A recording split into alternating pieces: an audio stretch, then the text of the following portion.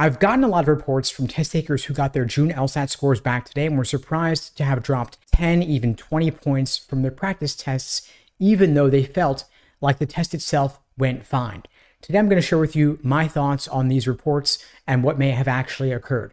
For those who don't know me, my name is Steve Schwartz. I've been teaching the LSAT since 2005, and I personally increased my LSAT score from a 152 to a 175 on LSAT test day. And one thing I've noticed over the years is that after every LSAT score release, there are always a lot of test takers who feel like something wasn't right, like LSAC screwed up, like their test results are a lot lower than they should have been.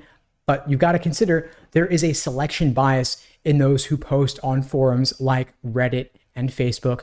Currently, of course, there are a lot of additional conspiracy theories going around because of LSAC having removed the logic games section.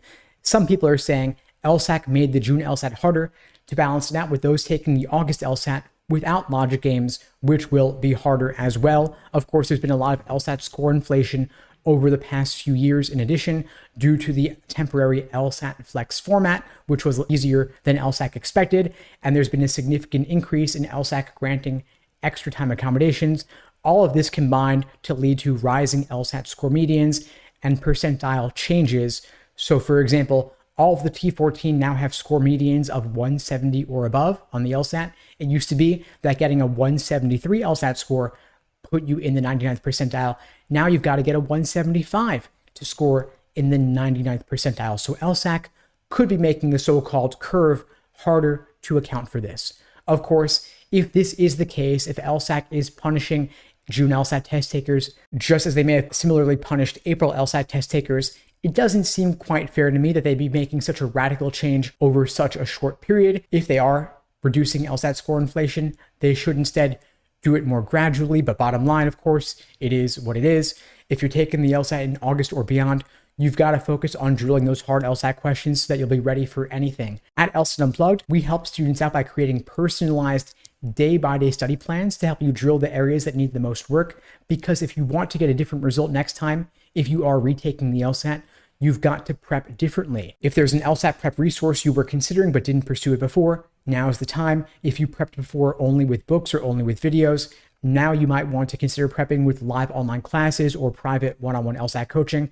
The best way to prep, of course, especially if you're on a shorter timeline for the August LSAT, is going to be private one-on-one LSAT coaching, personalized to exactly what you need on your schedule. You can check out the links below this video to find out more and to book a call with me and my team. We'd be glad to help you out. And I know a lot of students out there are considering an LSAT score audit for $150 for LSAC to double check your scores.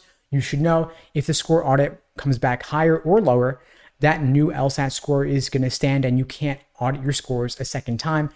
Now that the LSAT is online, you are highly unlikely to get any sort of change in your LSAT score as a result of an audit, since of course, this is now a computerized test. It's not as if you might have misbubbled the LSAT like you could have on the paper LSAT in the past.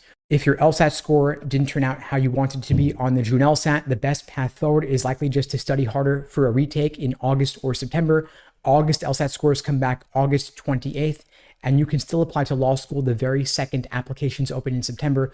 Most law school apps open in September 1st or September 15th, and you can apply at the beginning of the cycle when your odds of getting in are the highest and there's the most scholarship money available.